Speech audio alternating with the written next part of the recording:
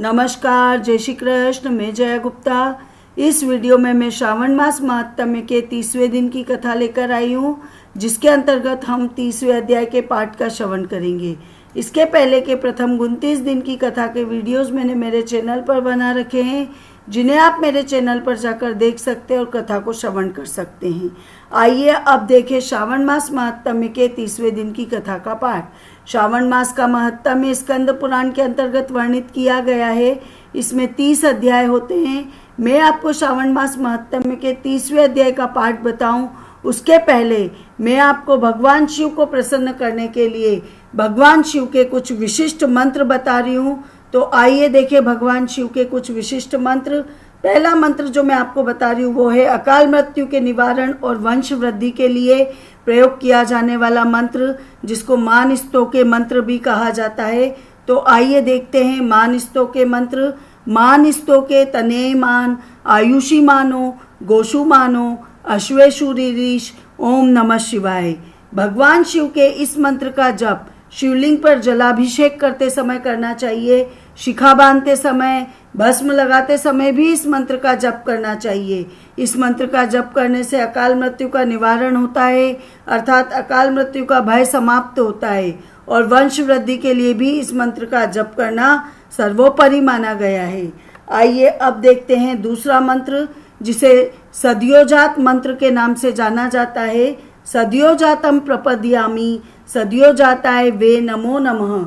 भवे भवे नाति भवे भवस्य माँ भवोद्भवाय नमः। मैं सद्योजात यानी भगवान शिव की शरण लेता हूँ। सद्योजात यानी भगवान शिव को मेरा नमस्कार है। किसी जन्म या जगत में मेरा अतिभव पराभव न करें। आप भवोद्भव को मेरा नमस्कार है। भगवान शिव के 5 सिरों में से एक सिर सद्योजात कहलाता है। भगवान शिव पंचानन हैं और भगवान शिव के एक रूप में 5 सिर होते हैं। और भगवान शिव के 5 सिरों में से पश्चिम दिशा वाला सिर जो है उसे सद्योजात कहते हैं। यह सिर पृथ्वी तत्व का कारक कहलाता है।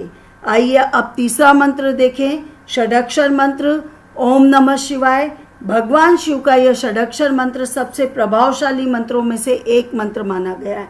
इसका नित्य प्रति 108 बार जप करने से यानी एक माला जपने से भगवान शिव आपकी समस्त मनोकामनाएं पूरी करते हैं। ये तीनों मंत्र इस अध्याय में वर्णित किए गए हैं, इसीलिए मैंने आपको इन तीनों मंत्रों के बारे में जानकारी दी। आइए अब देखते हैं श्रावण मास महात्म्य का 30वां अध्याय। इसके पहले 29वें अध्याय में हमने देखा श्रावण मास में किए जाने वाले व्रतों का काल निर्णय। 30वें अध्याय में अब हम देखेंगे श्रावण मास महात्म्य के पाठ एवं श्रवण का फल। ईश्वर बोले, हे सनत कुमार, मैंने आपसे श्रावण मास का कुछ महात्म्य कहा है। इसका संपूर्ण महात्म्य का वर्णन सैकड़ों वर्षों में भी नहीं किया जा सकता। मेरी इस कल्याणी प्रिया सती ने दक्ष के यज्ञ में अपना शरीर दग्ध करके पुनः हिमालय की पुत्री के रूप में जन्म लिया और श्रावण मास में व्रत करने के कारण वह मुझे पुनः प्राप्त हुई है। इसलिए यह श्रावण मास मुझे प्रियकर है। यह मास न तो अधिक शीतल होता है, ना ही अधिक उष्ण होता है। राजा को चाहिए कि श्रावण मास में श्वेताग्नि से निर्मित श्वेत भस्म से अपने संपूर्ण शरीर को उद्दुलित करके जल से आर्द्र भस्म के द्वारा मस्तक, वक्षस्थल, नाभि, दोनों बाहु, दोनों कोहनी, दोनों कलाई, कंठ, सिर और पीठ, इन 12 स्थानों में त्रिपुंड धारण करें। मान स्तोके मंत्र अथवा सद्योजात मंत्र के द्वारा अथवा षडक्षर मंत्र ओम नमः शिवाय से भस्म के द्वारा शरीर को सुशोभित करें। शरीर में 108 रुद्राक्ष धारण करें। कंठ में 32 रुद्राक्ष, सिर पर 22 रुद्राक्ष, दोनों कानों में 12 रुद्राक्ष, दोनों हाथों में 24 रुद्राक्ष, दोनों भुजाओं में 8, ललाट पर 1 और शिखा के अग्रभाग में 1 रुद्राक्ष धारण करें। इस प्रकार से करके मेरा पूजन कर पंचाक्षर मंत्र से जप करें। हे विपेंद्र, श्रावण मास में जो ऐसा करता है वह मेरा ही स्वरूप है, इसमें संदेह नहीं है।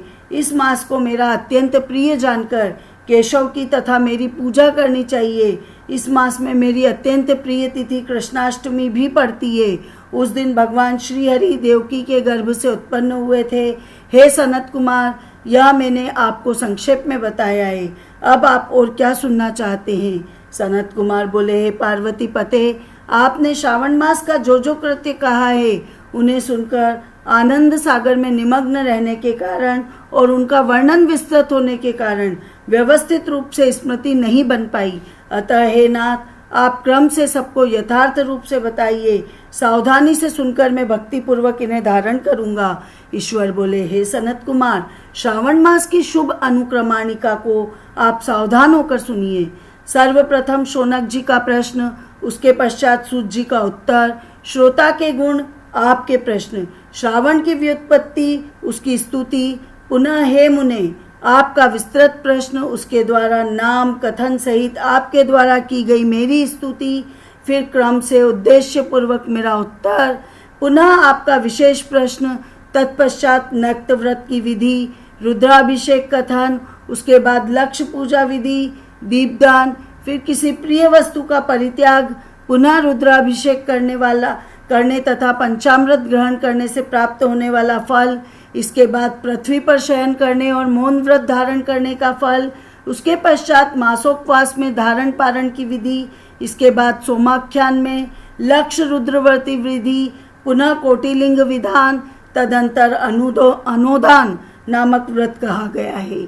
इस व्रत में हविष्यान्न ग्रहण, पत्तल पर भोजन करना, शाक त्यागना, भूमि पर शयन करना, प्रातः स्नान, दम तथा शाम का वर्णन, इसके पश्चात स्फटिक आदि के लिंगों में पूजा, जप का फल, तत्पश्चात प्रदक्षिणा, नमस्कार, वेद पारायण, पुरुष सूक्त की विधि, तत्पश्चात ग्रह यज्ञ की विधि, रवि सोम मंगल व्रत का विस्तार पूर्वक वर्णन, पुनः बुध गुरु का व्रत, इसके बाद शुक्रवार के दिन जीवंतिका का व्रत, पुनः शनिवार के नरसिंह, शनि, वायुदेव और अश्वत्थ का पूजन, यह सब बताए गए हैं।